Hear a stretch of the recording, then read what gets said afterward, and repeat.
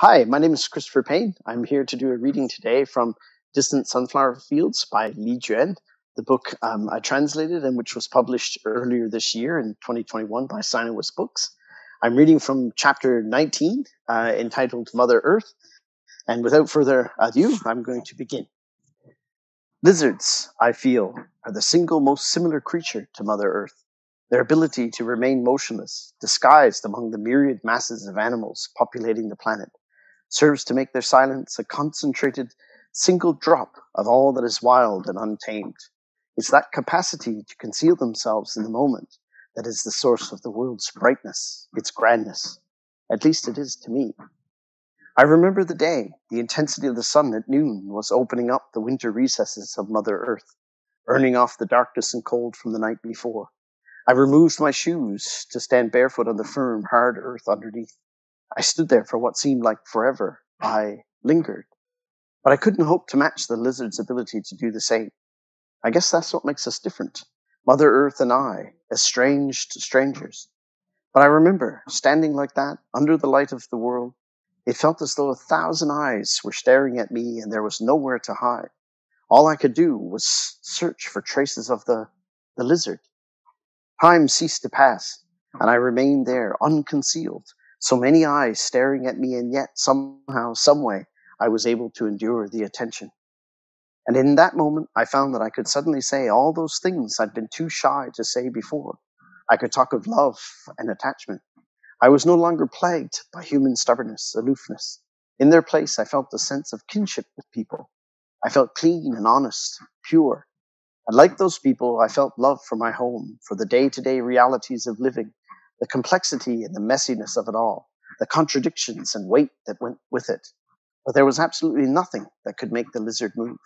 It remained motionless, only 2 or 3 feet away. The sun bore down on it, unobstructed. No shadow, no respite. The creature was laid bare in the sun.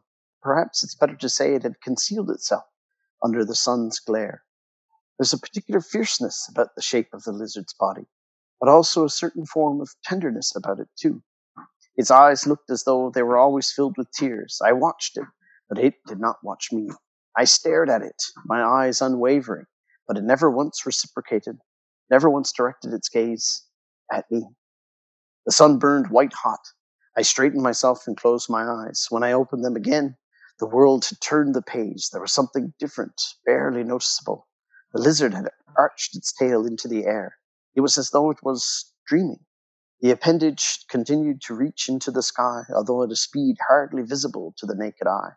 Ever so slightly, bit by bit, its tail grew longer and reached further and further. I blinked then, a number of times, trying to refocus my line of sight.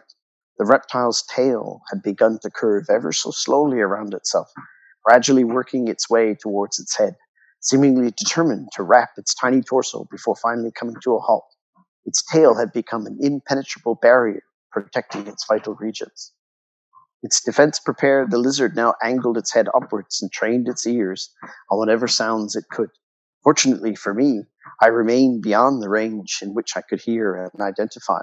I was a powerless observer, reduced to using my strength to futilely push against an unbreakable glass barrier. Not only was I prevented from doing more, I was also imprisoned. I thought to scream, but no sooner had the idea popped into my mind than I was forcibly thrust outside this world of living things, beyond the realm of hearing for this little creature. In this arid place, the wilderness marches forward, the earth slowly and heavy, the sky above light and graceful. And yet, despite its girth, still it moves, always to the future, gradually losing its weightiness to become as lithe and nimble as the air. I feel myself carried up with it, but the blueness is not as welcoming as it seemed.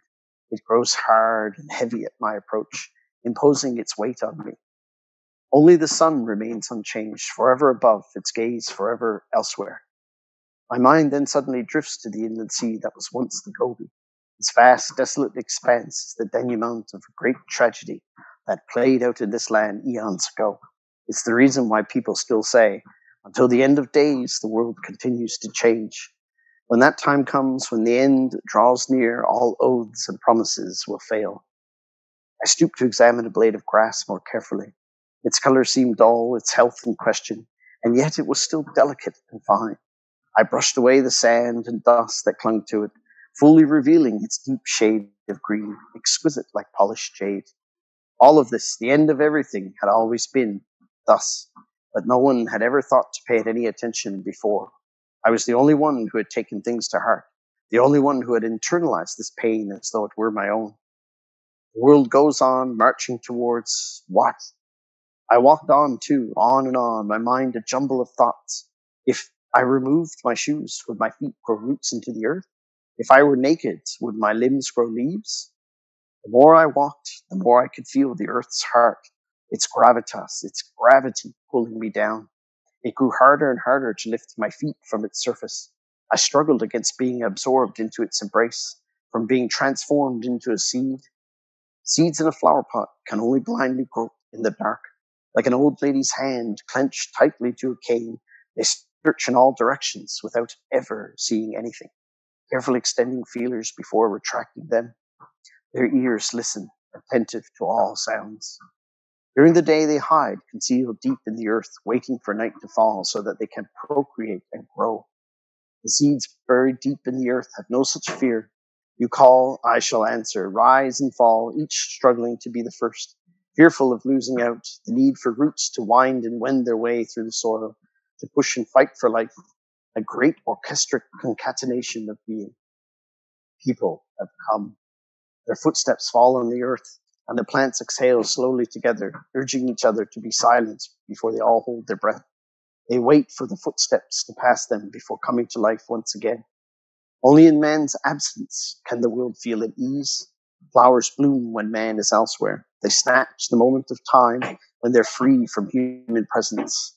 Leaves unfurl when man departs and close just as quickly when he returns. If it's true that nature flourishes only in the depths where single rays of light reach, then humanity's trundle across this earth is the extinguishing of that light. Man's footsteps be deep into the soil. And that's all I'm going to read for today. I do hope you've enjoyed reading the book. If you've done so already, I do hope you'll enjoy it if you haven't had a chance yet. But thanks for listening. And I look forward to speaking to everyone soon. Bye-bye.